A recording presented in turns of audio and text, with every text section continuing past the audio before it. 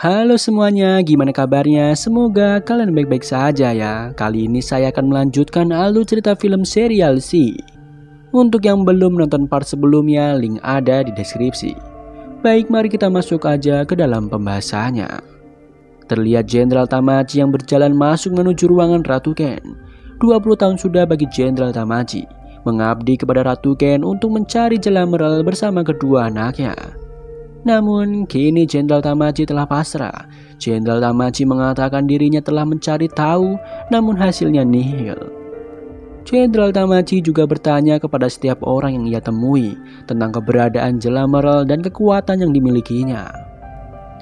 Merasa kecewa kepada Jenderal Tamaji karena telah menyebarkan nama dan kemampuan Jela Merel kepada semua orang, maka dari itu Ratu Ken dengan berat hati akan memutuskan pengeksekusian kepada jenderal setianya itu. Namun Jenderal Tamaji meminta sebuah permohonan agar dirinya sendiri yang memutuskan untuk mengakhiri hidupnya. Jenderal Tamaji memilih untuk bunuh diri karena kegagalannya sebagai seorang jenderal daripada harus dieksekusi. Dengan berat hati Ratu Ken mengabulkan permintaannya. Sementara itu, di tempat perlindungan, Baba Foss dan para penduduk desa sedang melakukan sebuah pertemuan untuk mengumumkan sesuatu. Mama atau sesepuh suku Alkena mengumumkan bahwa Sotherbug telah melahirkan bayi dengan wujud bukan seperti manusia. Jitterbug dan Sotherbug menuduh Baba Foss, Paris dan Magralah yang telah mengutuk bayi itu. Namun pada kenyataannya bayi tersebut lahir dengan kondisi seperti itu karena suku darah baru belum ditemukan. Mereka percaya saat kelompok kecil hidup lama bersama di suatu tempat, maka jika mereka melakukan hubungan intim, akan lahirlah sosok bayi dengan kondisi demikian. Maksudnya hubungan sedara. Maka dari itu, Mama menyarankan untuk melakukan perjalanan ke sebuah festival tahunan yang berada di luar tempat perlindungan untuk menerima pendatang baru, agar hal itu tidak terulang kembali. Namun Baba Foss tidak mengizinkan mereka untuk pergi ke festival karena keadaan di luar tempat perlindungan tidak akan aman. Di dalam gubuk, Mama menemui Baba Foss untuk meyakinkannya agar melakukan perjalanan ke festival. Jika tidak, Mama dan para penduduknya akan melakukan perjalanan tanpa Baba Foss dan Paris. Paris mempertimbangkan dan mengatakan bahwa akibat jika mereka para penduduk desa pergi tanpa Baba Foss sebagai pendamping, mereka akan mengundang para pemburu penyihir untuk datang ke tempat itu. Magra menyarankan untuk mendampingi penduduk desa menuju ke tempat festival, karena hanya itu jalan satu-satunya yang terbaik. Scene beralih di kastil Ratu Ken yang telah bersiap menantikan kematian dari Jenderal Tamaji, sedang menerima pesan dari pengabarnya. Ternyata pesan tersebut adalah berita yang sebelumnya dibuat oleh Jitterbug dan ditemukan oleh salah seorang penduduk dari Ratu Ken. Dan sekarang berita tersebutlah telah sampai ke tangan yang seharusnya tidak boleh sampai kepadanya. Setelah membaca isi berita tersebut, Ratu Ken seperti mendapat pencerahan untuk kembali mencari Jela Merel dan kedua anaknya.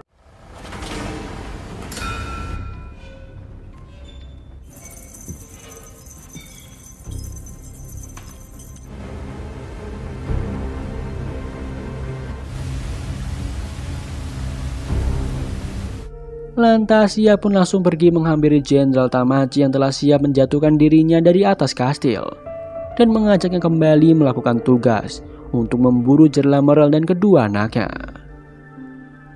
Di saat yang sama, Baba Foss, Magra dan kedua anaknya sedang mempersiapkan peralatan untuk perjalanan menuju ke tempat festival.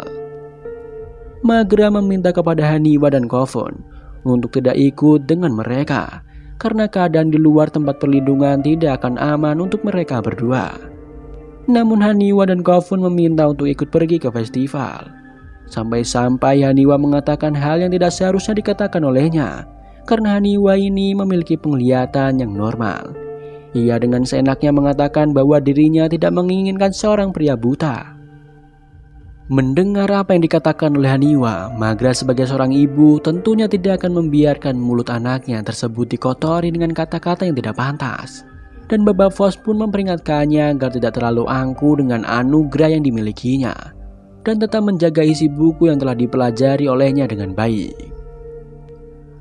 Tak lama kemudian, para penduduk Alkeni pun melakukan perjalanan ke festival dengan didampingi oleh Baba Voss.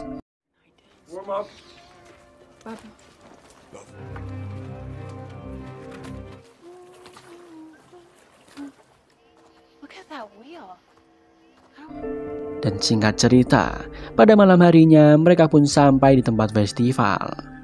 Haniwa dan Kofun menemukan sesuatu hal yang belum pernah mereka lihat seumur hidupnya, yaitu sebuah pasar malam yang penjualnya adalah orang buta.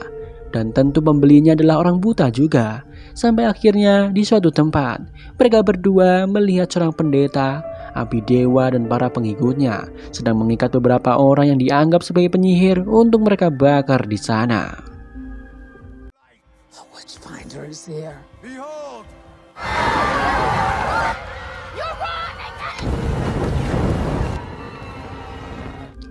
Haniwa yang melihat hal itu merasa gregetan dengan si pendeta dan para pengikutnya yang dengan seenaknya menghakimi orang-orang tidak berdosa hanya dengan prediksi mereka.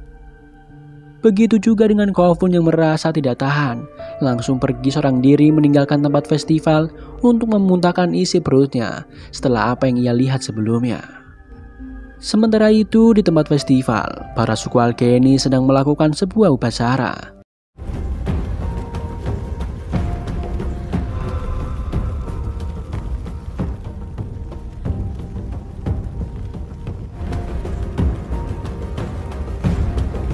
Tak jauh dari sana, Kofun masih menyendiri di tempat sepi tersebut sampai akhirnya Kofun diculik oleh sekelompok orang asing yang sedang berkeliaran di sana.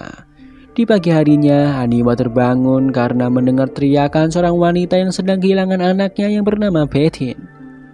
Salah seorang penduduk mengatakan bahwa yang menculik anak wanita tersebut adalah seorang pemburu budak.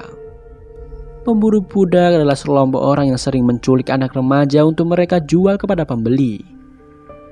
Mendengar hal itu, Haniwa langsung memberitahu Baba Voss dan Magra bahwa Kofun telah lama tidak kembali dan kemungkinan Kofun telah diculik oleh pemburu budak. Kemudian Haniwa bersama Baba Voss, Magra dan Paris segera mencari Kofun dengan mengikuti asap dari para pemburu budak. Dengan mengandalkan penglihatan dari Haniwa, mereka berjalan melewati hutan di antara bangkai-bangkai mobil untuk mengikuti jejak asap tersebut. Sampai akhirnya Haniwa menemukan sebuah tulisan yang ditulis oleh Kofun sebagai pesan untuk dibaca oleh Haniwa. Lalu Haniwa pun memberitahu Magra mengenai pesan tersebut. Magra merasa heran mendengar Haniwa bisa membaca dan Kofun bisa menulis. Ia lalu menanyakan hal itu kepadanya. Karena sudah terdesak dan tidak ada alasan lagi, Haniwa menjawab dengan jujur bahwa dirinya bersama Kofun telah membuka isi kotak dan membaca buku-buku yang diberikan oleh Jela Merle tanpa sepengetahuan dari Magra. Mereka berdua belajar membaca dan menulis bahkan tentang sejarah dan cara berburu dari buku-buku yang telah diberikan oleh ayah aslinya tersebut. Baba Voss dan Paris yang telah menyembunyikan rahasia tersebut selama 5 tahun, mereka hanya terdiam pasrah jika Magra akan marah. Namun karena tidak ada waktu untuk membicarakan hal itu, akhirnya Magra menyimpan kemarahannya dan meneruskan perjalanannya menuju ke tempat pemburu budak. Di sebuah bangunan tanpa atap, di sanalah Kofun dikumpulkan bersama anak remaja lainnya. Para pemburu budak memeriksa satu persatu kondisi mereka sebelum dijual. Di sana juga Kofun bertemu dengan seorang wanita remaja yang bernama Betin yang sebelumnya dicari oleh ibunya. Kembali ke Baba Voss, Magra, Paris, dan Haniwa, mereka hampir sampai di tempat pemburu budak, di mana Kofun sedang ditahan di sana. Namun Baba ternyata telah mengetahui tempat tersebut terlebih dahulu. Sebuah fakta mengejutkan pun terdengar oleh telinga Magra, Paris, dan Haniwa, bahwa Baba Voss dulunya adalah seorang pemburu budak seperti ayah dan kakeknya. Maka dari itu dirinya mengenali tempat tersebut. Meskipun dari kejauhan dan tanpa melihat, berbeda dengan sekarang. Dulu Baba Voss memiliki sisi jahat dalam dirinya sebagai seorang penculik dan penyiksa bagi mereka orang-orang yang akan dijualnya. Kemudian Baba Voss berniat untuk menjemput Kofun seorang diri, karena dirinya akan mengubah kembali kepribadiannya seperti beberapa tahun lalu yang haus darah untuk sementara. Dan Baba Voss tidak ingin ada satu anggota keluarganya yang melihat betapa puasnya sisi jahat dalam dirinya itu. Awalnya Haniwa meyakinkan Baba Voss untuk ikut bersamanya, namun Baba Voss tetap tidak memperbolehkannya hingga akhirnya ia pun pergi seorang diri menuju bangunan tua tersebut. Langkah pertama, Baba Voss menahan seorang penjaga yang telah ditugaskan di sana. Kemudian dia masuk ke dalam bersama penjaga tersebut. Dan setelah sampai di sana, Baba Voss lalu membantai semuanya.